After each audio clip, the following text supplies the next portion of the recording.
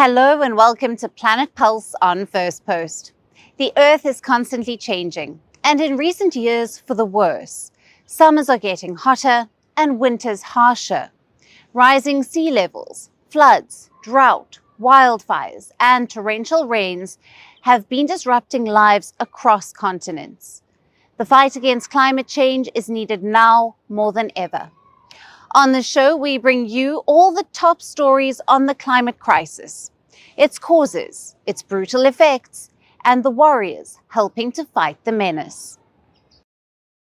A scorching heat wave has gripped the eastern and central United States, putting over 160 million people under heat alerts. From Chicago to New York, temperatures have shattered records, with heat index values soaring past 43 degrees Celsius. This rare June heat dome has triggered emergency warnings, overwhelmed cities, and offered no relief, be it day or night. Now, authorities are urging caution as this dangerously early heat surge tests power grids, public health systems, and daily life. With oppressive humidity and rising risks, this is no ordinary summer spell. In fact, it's a warning of what's to come. Our next report takes you to the heart of America's overheated cities. A wave of punishing heat has locked much of the United States under its fiery grip. From the Midwest to the Mid-Atlantic, tens of millions are reeling under a blazing forecast. No breeze, no clouds, just brutal sun and rising danger. It started over the weekend, now it's intensifying, and it's not going away anytime soon.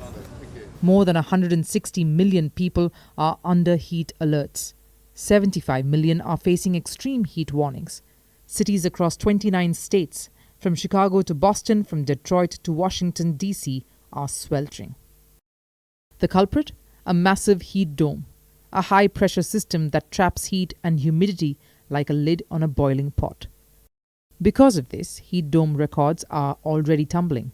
On Saturday, Mitchell, South Dakota, hit 40 degrees Celsius, breaking its previous high of 38 degrees Celsius. By midday Monday, North Carolina and Virginia were already seeing heat index values over 43 degrees Celsius. It felt like walking through steam. The National Weather Service warned of oppressive humidity and very light winds. Boston's weather office said the rising levels of mercury would be the worst of it, possibly the hottest in the coming days. In fact, temperatures are expected to cross the 38 degrees Celsius mark across several cities. Now that's not just uncomfortable, that's dangerous. Heat isn't dramatic like hurricanes or blizzards, but it kills more people each year than any other weather event. It creeps in silently, overwhelming the body, draining energy and pushing systems to the edge. And this level of heat is especially risky for outdoor workers, the elderly, children, and anyone without access to air conditioning. With overnight temperatures remaining high, the body has little chance to recover. New York City has already declared a heat emergency. So has Philadelphia. Cooling centers are open. Public health departments are urging people to stay indoors, drink water, and check on vulnerable neighbors. And yet, the heat continues to spread. Forecasters say the core of the heat will shift eastward through the coming week. Until then, the heat dome remains firmly in place. Meteorologists call this a rare June event. Usually, this kind of widespread heat hits in late July or August. But 2024 has been anything but ordinary. Last year was the hottest on record. This year is already tracking among the top 3. The message is clear. Heat waves are coming earlier, lasting longer, and stretching farther. The US is only a few days into summer. Yet from coast to coast, the air is heavy, the skies are still, and millions are just trying to stay cool.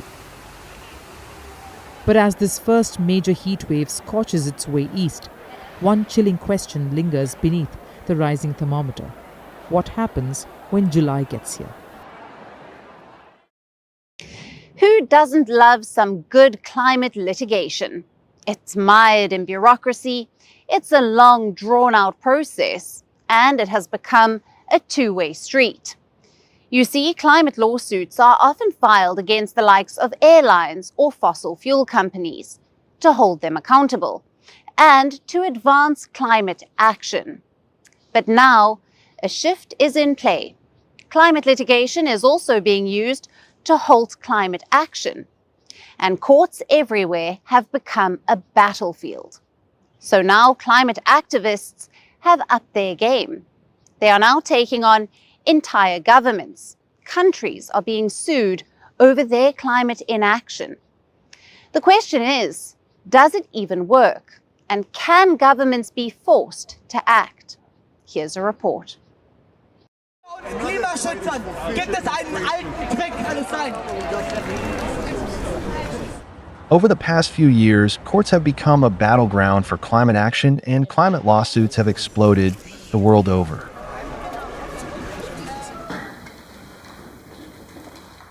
Since 1986, around 3,000 climate lawsuits have been filed. And over the past decade, 276 climate-related cases have ended up in the world's highest courts, such as Supreme or Constitutional Courts.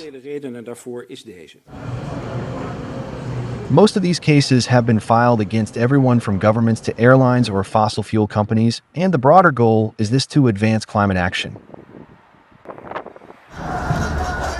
But a new trend has emerged in recent months. Litigation has also been used to resist climate action. It has happened in a lot of ways, like fossil fuel companies countersuing advocacy groups to delay action against them or challenging how green energy policies are implemented. Last year, 27% of the cases filed were not aligned with climate goals, especially in the US, which leads the world in anti-green litigation, and this is a sharp rise from 2023, when about 1 in 5 cases fell into this category. Climate action has always been polarizing, and now both sides are utilizing litigation as their weapon of choice. So, what is the solution? Experts say that countries have to be held responsible because the climate change fight is not an individual or company-centric problem. It is a national and even global policy issue. This is a major reason why countries are increasingly being sued over their climate inaction or fossil fuel emissions. Earlier this month, hundreds of top environment lawyers sued the New Zealand government. Why? Over the country's quote-unquote dangerously inadequate plan to reduce carbon emissions. This is a first for the country. Last year, the British High Court found the government guilty of having an inadequate climate action plan. So, climate litigation against countries is gaining momentum, but should governments actually be held accountable? And if so, what kind of action can be taken against them? Like most things legal, there is a lot of gray area here. There are no clear answers, and the litigation is mired in a maze of process complications. But all hope is not lost. This is where the world's highest court, the International Court of Justice, comes into play. The court is in the process of deciding the obligations of states to address climate damages. The ruling is set to be out this year, and it will carry legal weight, setting benchmarks for governmental accountability. This could be a game changer. After all, governments and companies continue to make hollow promises. But often, their vows go up in smoke, much like the fossil fuel emissions that refuse to slow down despite national pledges. So it's about time that governments are held accountable for the damage. Because climate change is real, and by the looks of it, it is here to stay.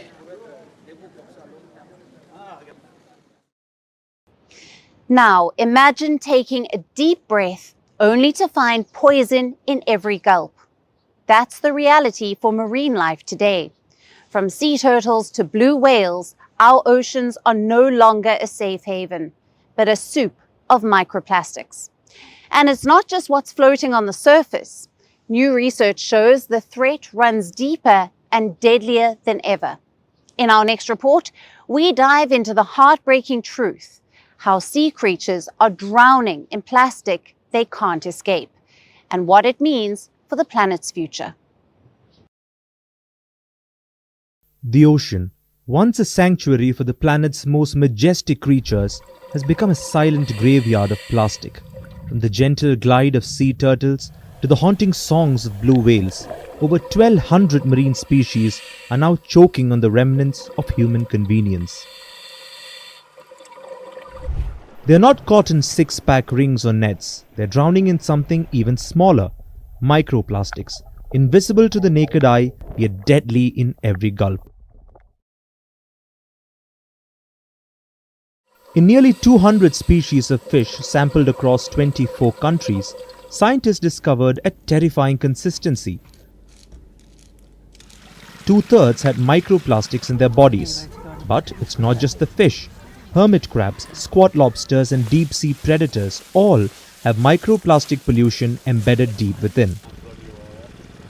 And then there are the whales, giants of the deep, capable of eating up to 10 million microplastic particles every single day, unknowingly feeding on poison while they filter the ocean for plankton.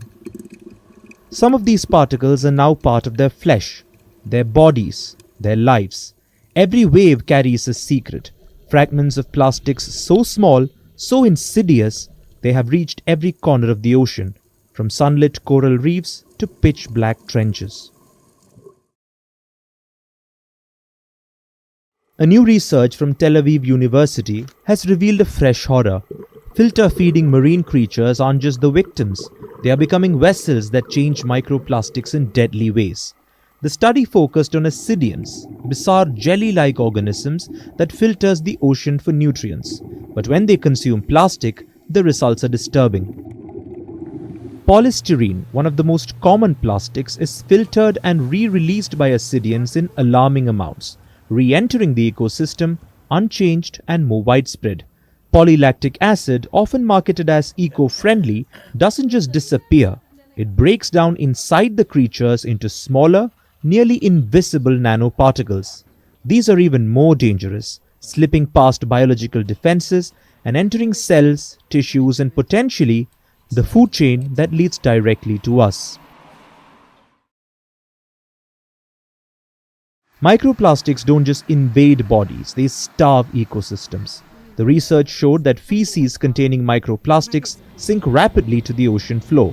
Normally, waste matters drift slowly, nourishing countless species as it falls. But microplastic-laced waste rains down like toxic confetti.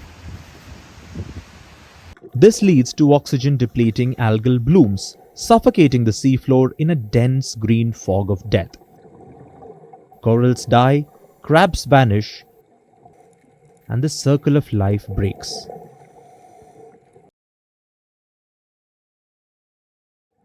If the world stays on its current course, the volume of plastic pouring into our oceans will triple by 2040. The consequences will not be abstract. They are already happening. Animals are dying, food chains are collapsing, and the oceans, the very lungs of our planet, are being poisoned from inside out. We are running out of time to act. The tide is not just rising, it is filling with plastic, and the sea life is drowning in it. And that's it for Planet Pulse for today. Thank you for watching. We will see you again at the same time next week. Stay tuned to Firstpost.